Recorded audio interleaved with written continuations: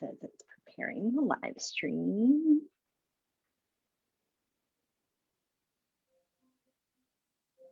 Should be going live. And let's check it out here. And we are live. Yay, this is working. So, Jaimy, let me make sure you're getting on here too. All right. So sorry. let me just see here, because I am just seeing me and I want to see you on here and not just me. Let me change our view here and see if that helps. We're just having, yes, we are here. Okay, we're going live. Sorry for technical issues, but now that I see it's working, Jaimy, we can get started. Happy Friday. We're going live and so excited to have Jaimy join us today. We have been in the midst of preparing to launch our Brain Bites group for the first time this year, and Jaimy has been such a big part of Brain Bites that I feel like we've known each other for a long time too, Jaimy, and we haven't. I mean, it's been for the last year, right? Mm-hmm. So I know I've had, in fact, somebody actually asked me today, Jaimy, about Brain Bites, and is this something that's for an experienced therapist? And I was like, oh, you should meet Jaimy, because this is somebody that's really experienced and is an expert in many areas of neuro PT and has been such a great part of our group. So anyway, thank you for joining me. And I want people to get to know you a little bit. So tell us all a little bit about you as a person, PT, life, work, business, all of that stuff. Sure. We found this out, it was Mike Studer's class. I was born in Canada. And we immigrated to California early when I was 2. You don't need to know much more than that, but I grew up in Southern California, and early on, I know Catherine told her story of going through PT. I never went through PT as a kid, or even as an adult. And my story is a little funny. I was knowing that I wanted to get into healthcare, because I tend to be, I loved anatomy. I loved everything about the human body. I thought about being a physician, and one night I just watched the St. Jude infomercial, and I saw this therapist working with a child, and I thought, that's it.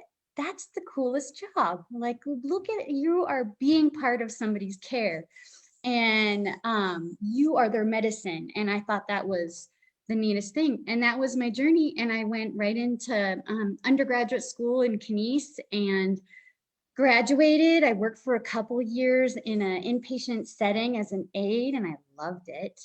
And I got accepted into Regis University's physical therapy program and graduated from there.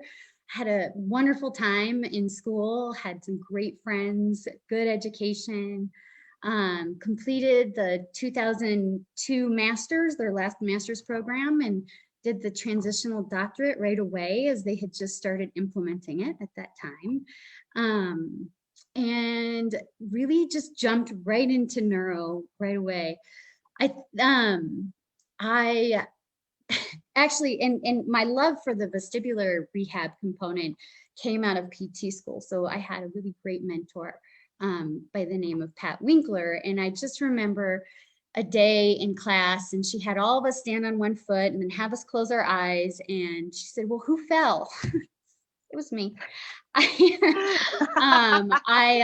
fell, and not hard, but it was just that growing interest. It was such a neat part of PT.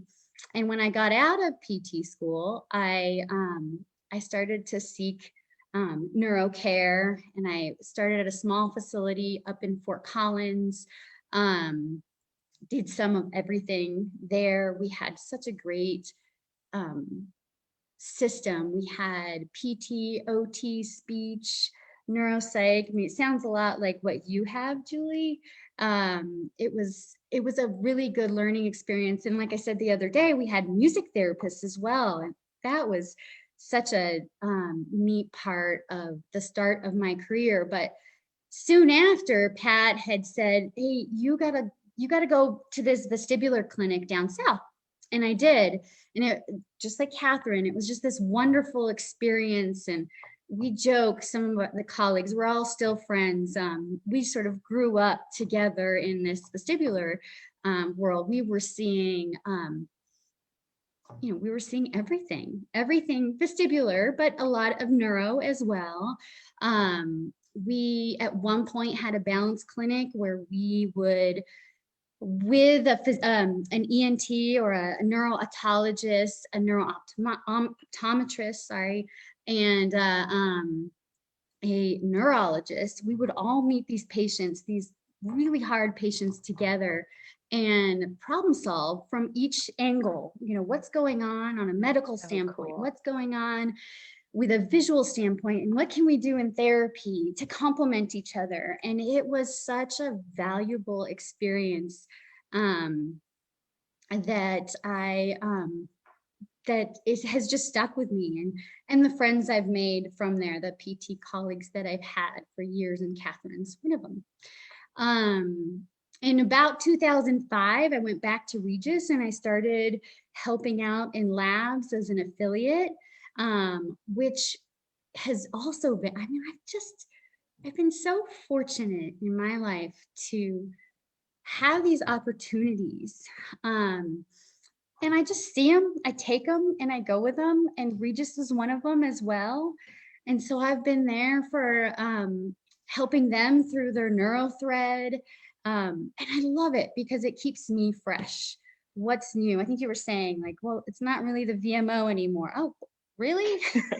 That's what we learned. That's what we learned in school, right? Yeah. So it just helps make me who I am. And I found this joy in teaching. There's a few things that stand out, when a student comes back and says, hey, I tried that and it worked. I'm like, well, great. I told you. But it's being able to pass that knowledge back on. That's really great. So now Catherine and I are excited to get into teaching again. We've been talking about it for a long time. We had gone to your presentation at CSM 2020 before the world sort of shut down. I think it might have been one of the last conventions. I agree. Yeah, it was soon after that happened. And we just kept talking and talking. We were also preparing for, we were preparing to get our continuing ed for the NCS, because it's this ongoing thing. So we studied together in 2007 when we first got the NCS, and again in 2017 when we reapplied, and now it's every 3 years. So we've been really good about, well, what can we learn? Can we read journals together? And we had found you and got really excited about FMD. And somehow we found Brain Bites. And I got in first, and I just was enjoying it. It was refreshing. It was really my silver lining to the pandemic, where I had time all of a sudden. And in between the midst of figuring out telehealth and how the business was going to go, it was this nice, refreshing, let's learn too. I have time to sit and learn. If I rewind back in 2015, I started my own practice out here in Boulder, and it's just me doing it all by myself. So time is hard. I have kids. I want to learn. I want to keep going. I want to teach. And And so I found this little community that kept me fresh. It kept me excited. And it just, I'm a thinker. I know. And it just gave me that. And as somebody who is fairly all alone, I mean, I am kind of the niche practice in Boulder. I work with a bunch of orthopedic therapists, but I'm the go-to in neuro. It's been hard over the years. Like, what neuro class are you going to take? And, how do you keep that continuing ed going? And it was just the perfect fit for me. And so I started it, and I've enjoyed it since. And then I started, attending, and I got really excited. I got Catherine in on it, and we were so excited to use your platform as well to host a dizziness course in August. Yeah. And I feel like we should tell people what we're talking about there. So, I mean, first of all, Jaimy, from day one, you were like in it. You were in the community. You were like on all of the topics, contributing, sharing. And I just, immediately felt that. And I think that's one of the things about having a community. It's like, it's only as good as the community members, right? And how much they're showing up and bringing. And what I love, because I'm very much like this, I want to enter things like with a lot of curiosity, like maybe I don't even know anything, and I've seen that amongst, and it's so refreshing to see in other people, because I think me and Catherine, we all graduated like the same year from PT school. So it's like we've been around for a little while, and to come at like and be open to like,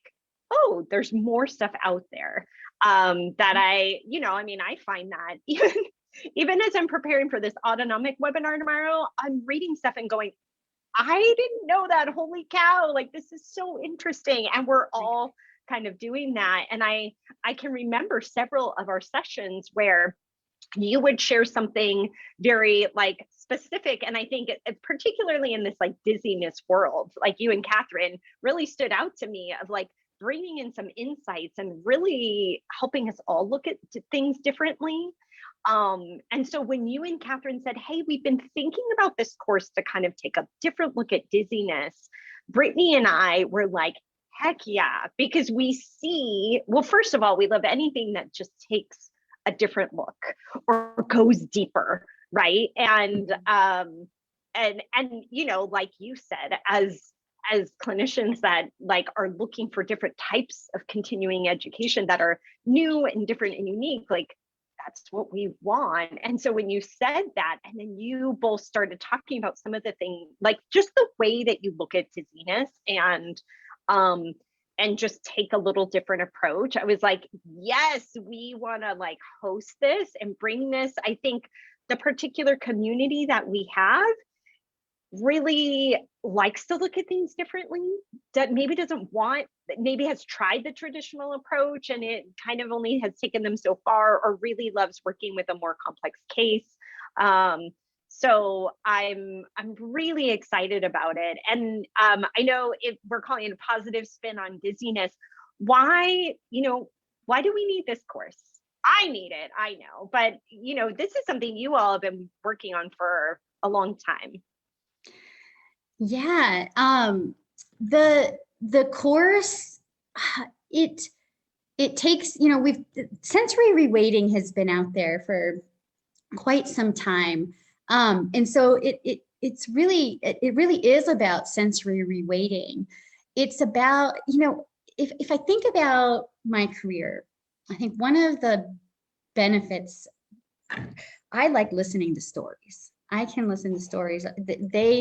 And listening to those patients, and over the years hearing what to them sounded weird, like, why am I so dizzy when I go to the grocery store, or when I'm scrolling on when I'm scrolling down on the computer, or scrolling through Netflix, or back then, the worst thing you had was like the CNN ticker that went, went across the Yes. which, you know, is the least visually stimulating thing. And it wasn't so weird. None of it was weird. They all really matched each other quite well. They were all saying the same thing. And we, as a group at the time, had started to look at, well, what are these categories? Who's fitting into the visual motion sensitive person?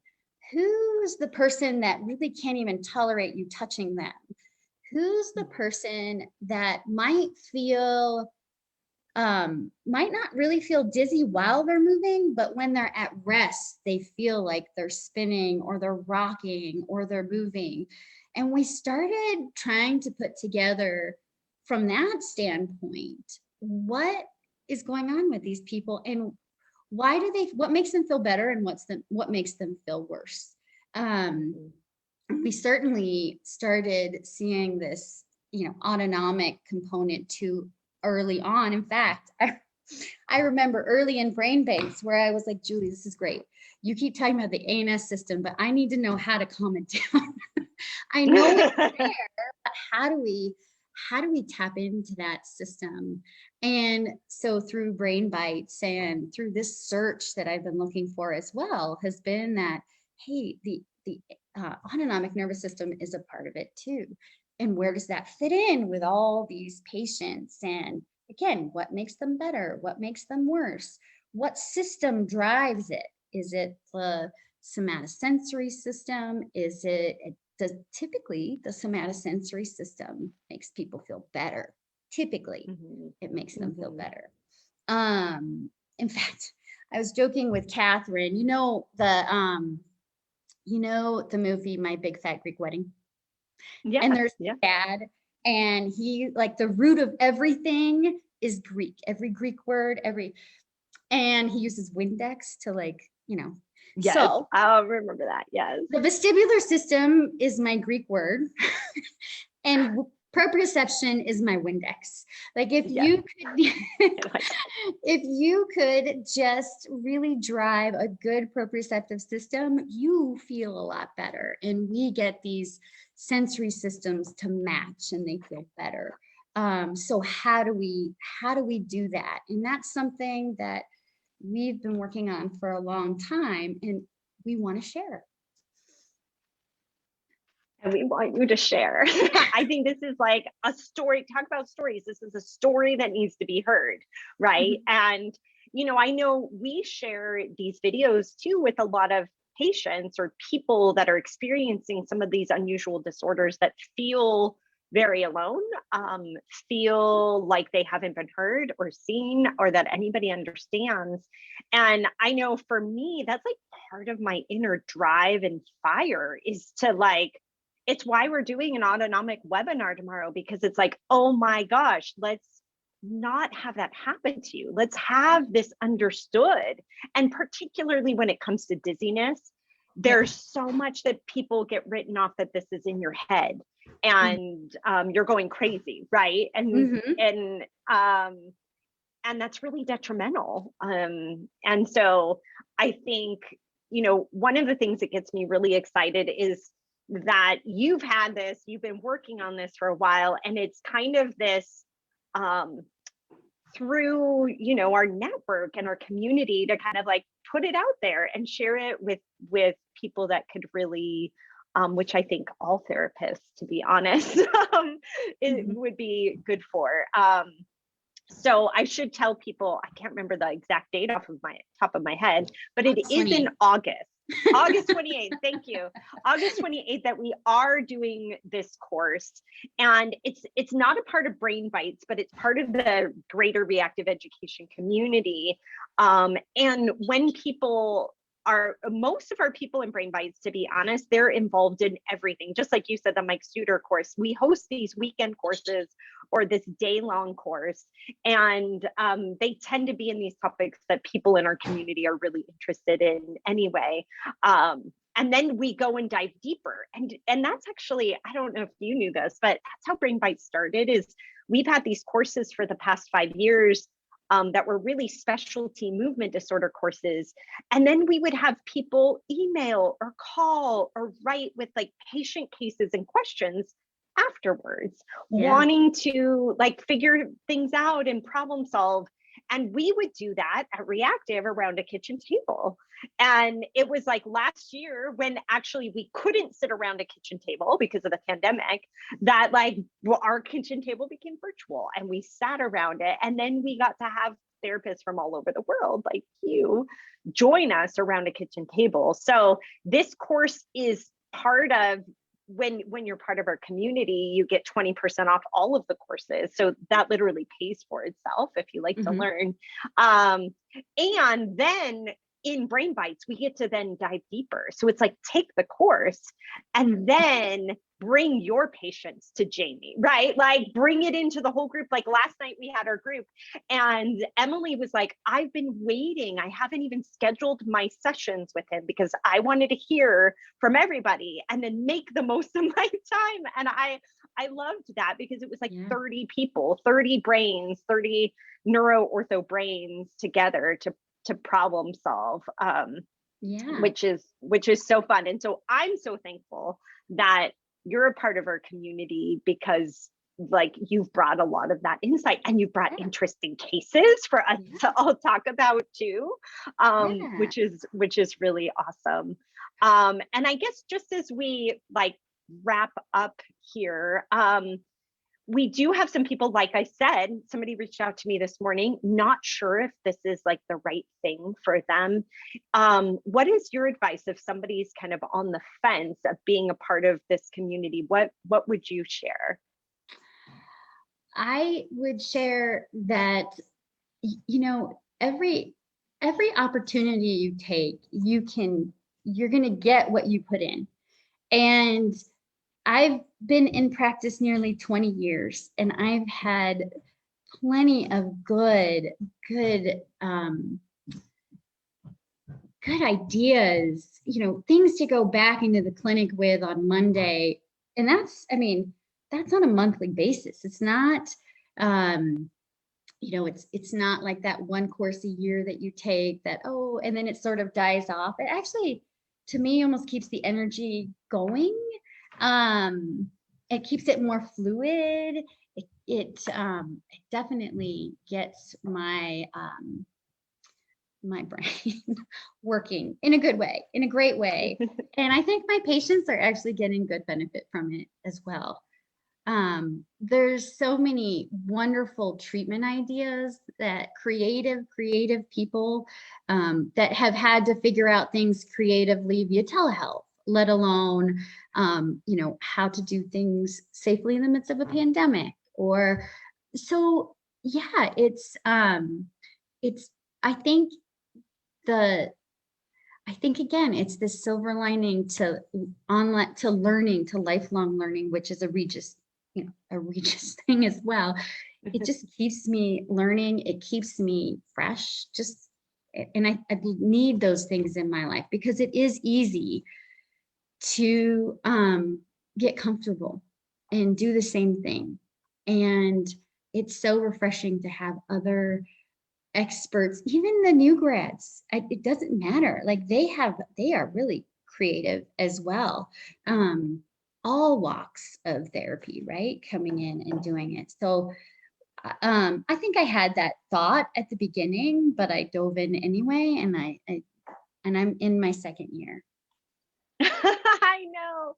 And I'm so thankful. And I feel the same way. Like yesterday was a tiring day for me, but after Brain Bites, it was like energy again. And you need that in this pandemic, in any time as a neuro PT. So I'm so thankful for you. Thank you for joining me today too, for a little live interview with the world here. And I'm really excited for next month. I'm excited for August and this course because I'm ready to learn and do more. We're really excited. And, you know, actually it's made us, I think Catherine said it, like we've been seeing this for years, and now there's literature finally catching up with what we're Mhm. seeing. And it's been fun to get back into it and find all the support for the things we've been doing. And those light bulb moments of, oh, that's why Yeah. it's been great. So we're so excited Yeah. for August, and it's been a great year. Yeah. Well, thank you so much, Jaimy. We'll sign off for today, and we'll definitely see you next month again. Sounds Thank good. you. See you then. Bye, Julie. Bye.